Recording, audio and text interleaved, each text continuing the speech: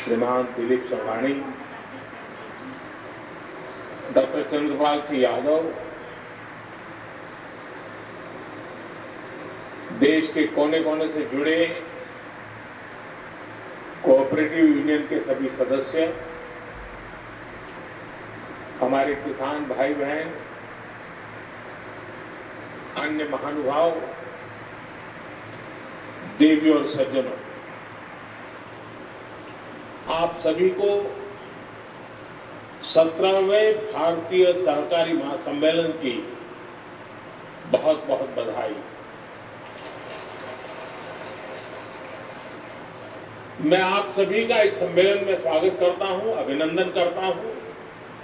साथियों, आज हमारा देश विकसित और आत्मनिर्भर भारत के लक्ष्य पर काम कर रहा है और मैंने लाल किले से कहा, हमारे हर लक्ष्य की प्राप्ति के लिए सबका प्रयास आवश्यक है और सहकार की स्पिरिट भी तो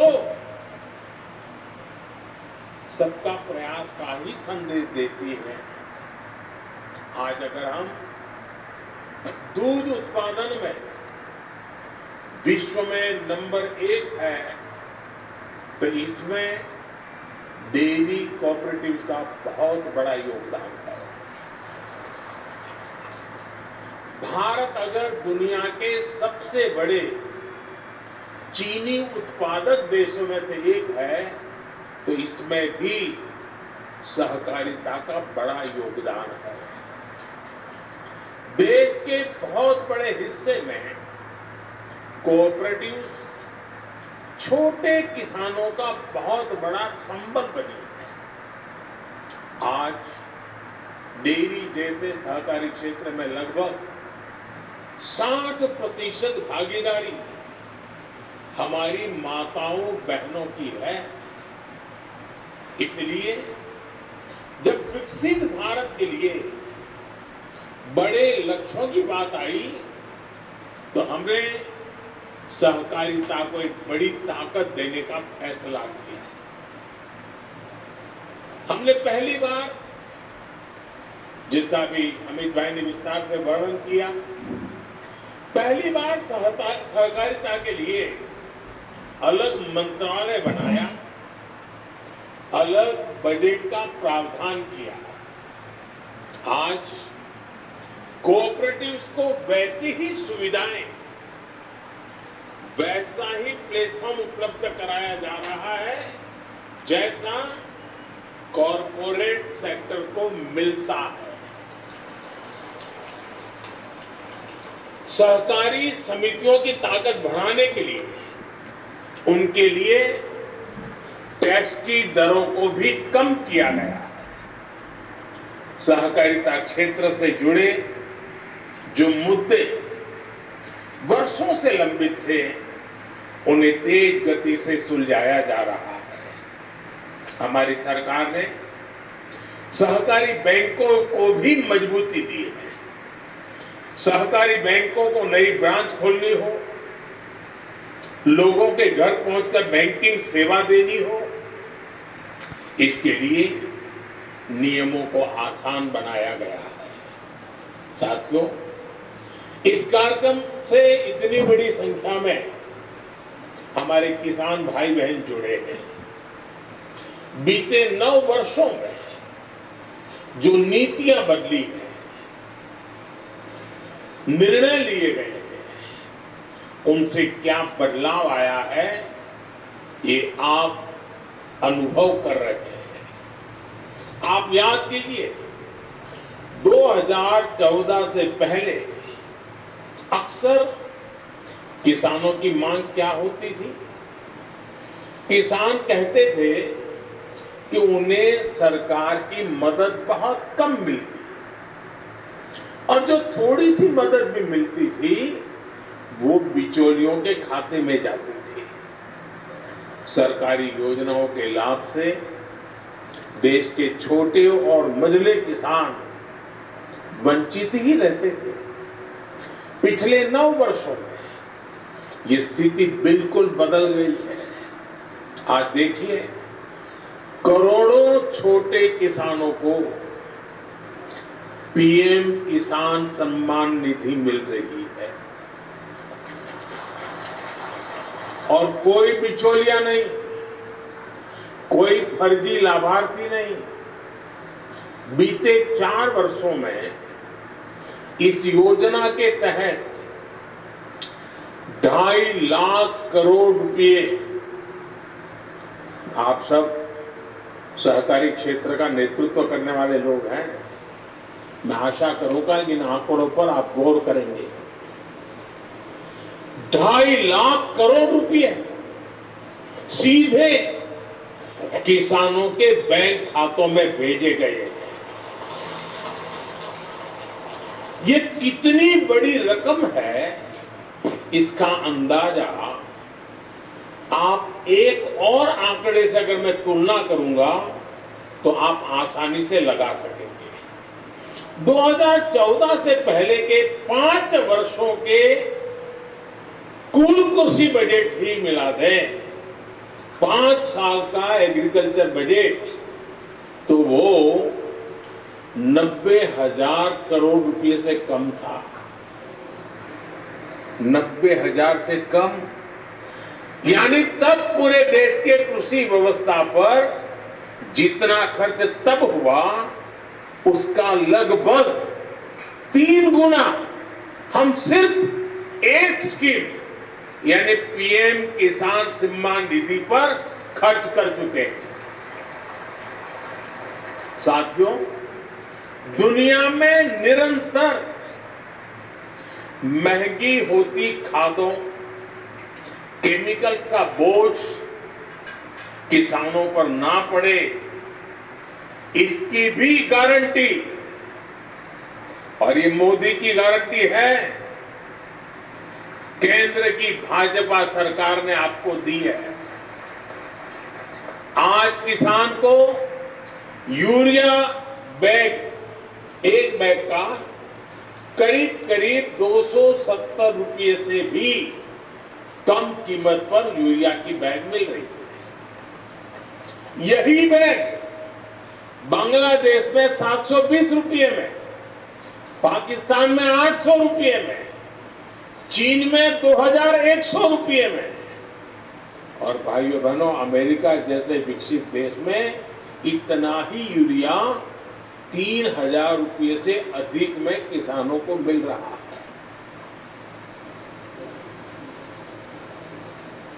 ये नहीं लगता है कि आपके गले बात उतर रही है?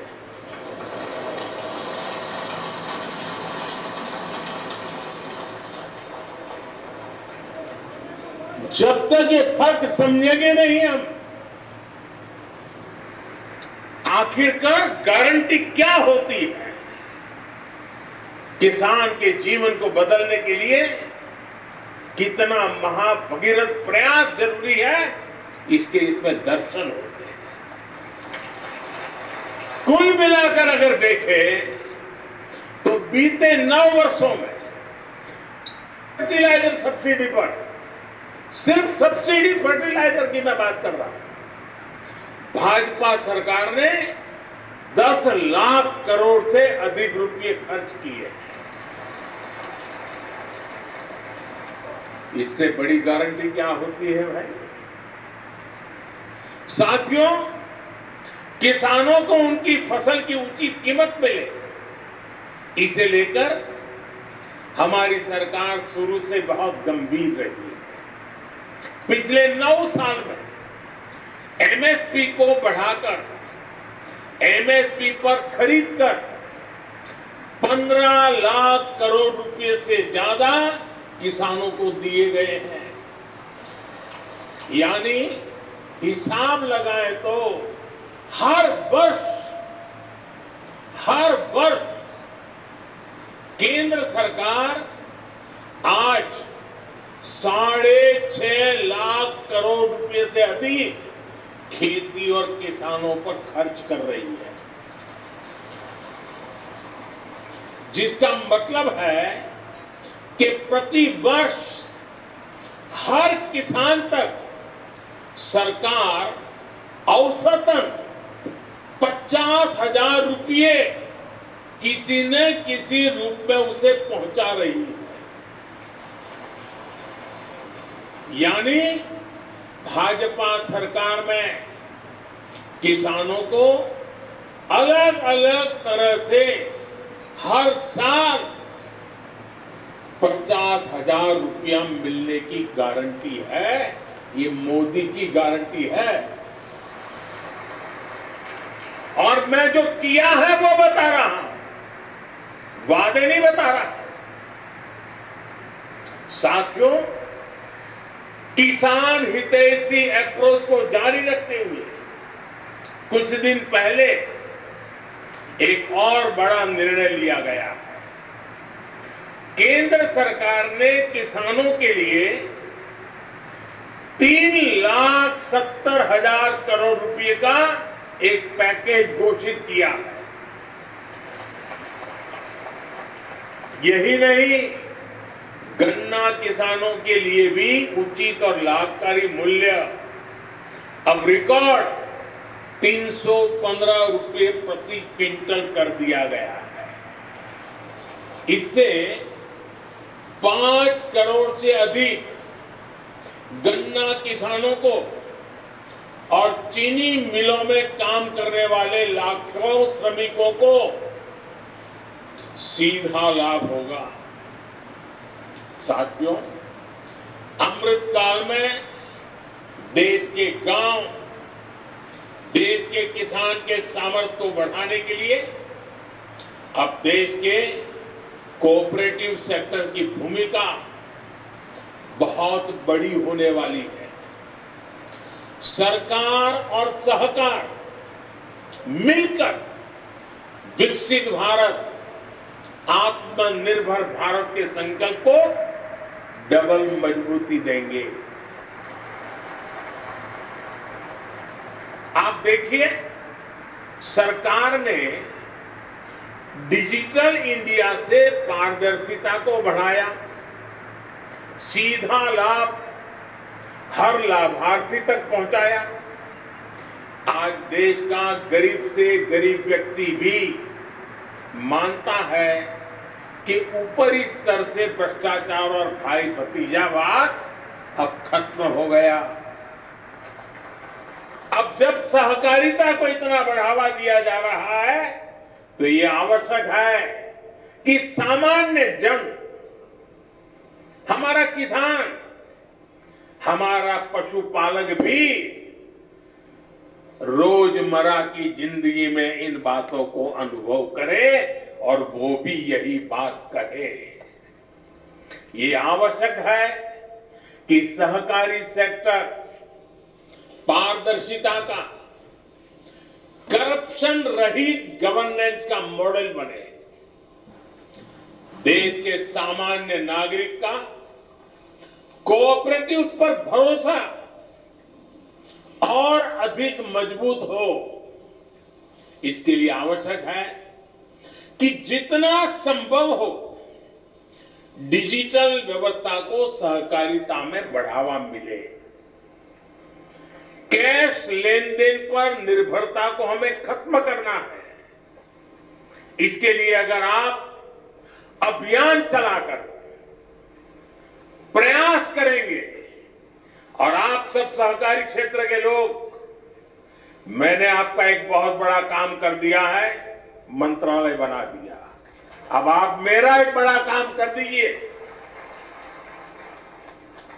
डिजिटल की तरफ जाना, कैशलेस, पूरा ट्रांसपेरेंसी। अगर हम सब मिलकर के प्रयास करेंगे तो जरूर तेजी से सफलता मिलेगी। आज भारत की पहचान दुनिया में अपनी डिजिटल लेन देन के लिए होती है। ऐसे में सहकारी समितियां, सहकारी बैंकों को भी इसमें अब अग्रणी रहना होगा। इससे ट्रांसपेरेंसी के साथ साथ मार्केट में आपकी एफिशिएंसी भी बढ़ेगी और बेहतर प्रतिस्पर्धा भी संभव हो सकेगी। साथियों, प्राथमिक स्तर की सबसे अहम सहकारी समिति यानी पैक्स अब पारदर्शिता और आधुनिकता का मॉडल बनेगी। मुझे बताया गया है कि अभी तक 60,000 से ज्यादा पैक्स का कंप्यूटराइजेशन हो चुका है और इसके लिए मैं आपको बधाई देता हूं। लेकिन बहुत आवश्यक है कि सहकारी समितियां भी अपना काम और बेहतर करें, टेक्नोलॉजी के प्रयोग पर बल दें। जब हर स्तर की सहकारी समितियां कोर बैंकिंग जैसी व्यवस्था अपनाएंगी, जब सदस्य ऑनलाइन ट्रांजैक्शन को 100% स्वीकार करेंगे, तो इसका देश को बहुत बड़ा लाभ होगा। साथियों, आज आप ये भी देख रहे हैं कि भारत का निर्यात, एक्सपोर्ट लगातार नए रिकॉर्ड बना रहा है। मेक इन इंडिया की चर्चा भी आज पूरी दुनिया में हो रही है। ऐसे में आज सरकार का प्रयास है कि सहकारिता भी इस क्षेत्र में अपना योगदान बढ़ाए। इसी उद्देश्य के साथ आज हम मैन्युफैक्चरिंग से जुड़ी सहकारी समितियों को विशेष रूप से प्रोत्साहित कर रहे हैं। उनके लिए टैक्स को भी अब बहुत कम किया गया है। सहकारिता सेक्टर निर्यात बढ़ाने में भी बड़ी भूमिका निभा रहा है। डेयरी सेक्टर में हमारे कोऑपरेटिव बहुत शानदार काम कर रहे हैं। मिल्क पाउडर, बटर और घी आज बड़ी मात्रा में एक्सपोर्ट हो रहा है। अब तो शायद हनी में भी प्रवेश कर रहे हैं। हमारे गांव देहात में सामर्थ्य की कमी नहीं है, बल्कि संकल्पबद्ध होकर हमें आगे बढ़ना है। आज आप देखिए, भारत के मोटे अनाज, मिलेट्स, मोटे अनाज जिसके पहचान दुनिया में बन गई है, श्री अन्न, ये श्री अन्न लेकर के उसकी भी चर्चा बहुत बढ़ रही है। इसके लिए विश्व में एक नया बाजार तैयार हो रहा है। और मैं तो अभी अमेरिका गया था, तो राष्ट्रपति जी ने जो भोज रखा था उसमें भी ये मोटे अनाज को श्री अन्न की वैरायटी रखी थी। भारत सरकार की पहल के कारण पूरी दुनिया में इस वर्ष को इंटरनेशनल मिलेट्स ईयर के रूप में मनाया जा रहा है। क्या आप जैसे सहकारिता के साथी देश के श्री अन्न को विश्व बाजार तक पहुंचाने के लिए प्रयास नहीं कर सकते? और इससे छोटे किसानों को आय का एक बड़ा साधन मिल जाएगा। इससे पोषक खान पान की एक नई परंपरा शुरू होगी है। आप जरूर इस दिशा में प्रयास कीजिए और सरकार के प्रयासों को आगे बढ़ाइए। साथियों, बीते वर्षों में हमने दिखाया है कि जब इच्छा शक्ति हो तो बड़ी से बड़ी चुनौती को भी चुनौती दी जा सकती है। जैसे मैं आपसे गन्ना कोऑपरेटिव्स की बात करूंगा। एक समय था जब किसानों को गन्ने की कीमत भी कम मिलती थी और पैसा भी कई कई सालों तक फंसा रहता था। गन्ने का उत्पादन ज्यादा हो जाए तो भी किसान दिक्कत में, और गन्ने का उत्पादन कम हो तो भी किसान की परेशानी बढ़ती थी। ऐसे में गन्ना किसानों का कोऑपरेटिव्स पर भरोसा ही समाप्त हो रहा था। हमने इस समस्या के स्थायी समाधान पर फोकस किया। हमने गन्ना किसानों के पुराने भुगतान को चुकाने के लिए चीनी मिलों को 20,000 करोड़ रुपए का पैकेज दिया। हमने गन्ने से इथेनॉल बनाने और पेट्रोल में इथेनॉल की ब्लेंडिंग पर जोर दिया। आप कल्पना कर सकते हैं बीते 9 साल में 70,000 करोड़ रुपए का इथेनॉल चीनी मिलों से खरीदा गया है। 70,000। इससे चीनी मिलों को, गन्ना किसानों को समय पर भुगतान करने में मदद मिली है। पहले गन्ने के ज्यादा दाम देने वाले पर जो टैक्स लगा करता था, उसे भी हमारी सरकार ने खत्म कर दिया है। टैक्स से जुड़ी जो दशकों पुरानी समस्याएं थी, उसे भी हमने सुलझाया है। इस बजट में भी 10,000 करोड़ रुपए की विशेष मदद सहकारी चीनी मिलों को पुराना क्लेम सेटल करने के लिए दी गई है। ये सारे प्रयास शुगर केन सेक्टर में स्थायी बदलाव ला रहे हैं। इस सेक्टर की कोऑपरेटिव्स को मजबूत कर रहे हैं। साथियों, एक तरफ हमें निर्यात को बढ़ाना है, तो वहीं दूसरी तरफ आयात पर अपनी निर्भरता को निरंतर कम करना है। हम अक्सर कहते हैं कि भारत अनाज में आत्मनिर्भर है, लेकिन सच्चाई क्या है? केवल गेहूं, धान और चीनी में आत्मनिर्भरता काफी नहीं है। जब हम खाद्य सुरक्षा की बात करते हैं, तो ये सिर्फ आटे और चावल तक सीमित नहीं रहे। मैं आपको कुछ बातें याद दिलाना चाहता हूं। खाने के तेल का आयात हो, दाल का आयात हो, मछली के चारे का आयात हो, फूड सेक्टर में प्रोसेस और अन्य उत्पादों का आयात हो, इस पर हम हर वर्ष, आप चौंक जाएंगे, मेरे किसान भाई बहनों को जगाइए, हर वर्ष 2 से 2.5 लाख करोड़ रुपया हम खर्च करते हैं, जो पैसा विदेश जाता है। यानी ये पैसा विदेश भेजना पड़ता है। ये भारत जैसे अन्न प्रधान देश के लिए क्या सही बात है क्या? इतने बड़े होनहार सहकारी क्षेत्र का नेतृत्व मेरे सामने बैठा है, तो मैं स्वाभाविक रूप से आपसे अपेक्षा करता हूं कि हमें क्रांति की दिशा में जाना पड़ेगा। क्या ये पैसा भारत के किसानों के जेब में जाना चाहिए कि नहीं जाना चाहिए? क्यों विदेश जाना चाहिए? साथियों, हम ये समझ सकते हैं कि हमारे पास तेल के बड़े कुएं नहीं है, हमें पेट्रोल डीजल बाहर से मंगाना पड़ता है, वो हमारी मजबूरी है। लेकिन खाने के तेल में, उसमें तो आत्मनिर्भरता संभव है। आपको जानकारी होगी कि केंद्र सरकार ने इसके लिए मिशन मोड में काम किया है।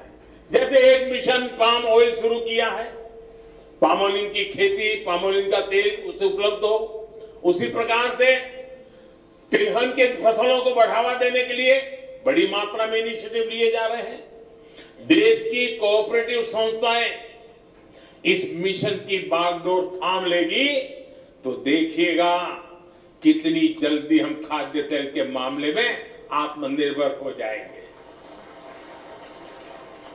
आप किसानों को जागरूक करने से लेकर प्लांटेशन टेक्नोलॉजी और खरीदी से जुड़ी हर प्रकार की जानकारी, हर प्रकार की सुविधाएं दे सकते हैं।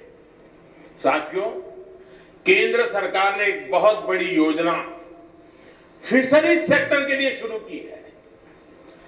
पीएम मत्स्य संपदा योजना से आज मछली के उत्पादन में बहुत प्रगति हो रही है। देश भर में जहां भी नदियां हैं, छोटे तालाब है, इस योजना से ग्रामीणों को, किसानों को आय का अतिरिक्त साधन मिल रहा है। इसमें लोकल स्तर पर फीड उत्पादन के लिए भी सहायता दी जा रही है। आज 25,000 से ज्यादा सहकारी समितियां फिशरीज सेक्टर में काम कर रही है। इससे फिश प्रोसेसिंग, फिश ड्राइंग और fish curing, fish storage, fish Canning, fish transport, ऐसे अनेक काम उनको आज ऑर्गेनाइज वे में बल मिल रहा है। मछुआरों का जीवन बेहतर बनाने में और रोजगार निर्माण में मदद मिली है। पिछले 9 वर्षों में इनलैंड फिशरीज में भी 2 गुनी वृद्धि हुई है। और जैसे हमने सहकारिता मंत्रालय अलग बनाया, उससे नई ताकत खड़ी हुई है, वैसे ही लंबे समय से मांग थी देश को फिशरीज के लिए अलग मंत्रालय बनाना चाहिए, वो भी हमने बना दिया। उसकी भी अलग बजट की व्यवस्था की और उस क्षेत्र के परिणाम नजर आने लगे हैं। इस अभियान को सहकारिता सेक्टर और विस्तार कैसे दे सकता है, इसके लिए आप सभी साथी आगे आए, यही मेरी आपसे अपेक्षा है। सहकारिता सेक्टर को अपनी पारंपरिक अप्रोच से कुछ अलग करना होगा। सरकार अपनी तरफ से हर प्रयास कर रही है। अब मछली पालन जैसे अनेक नए सेक्टर्स में भी पैक्स की भूमिका बढ़ रही है।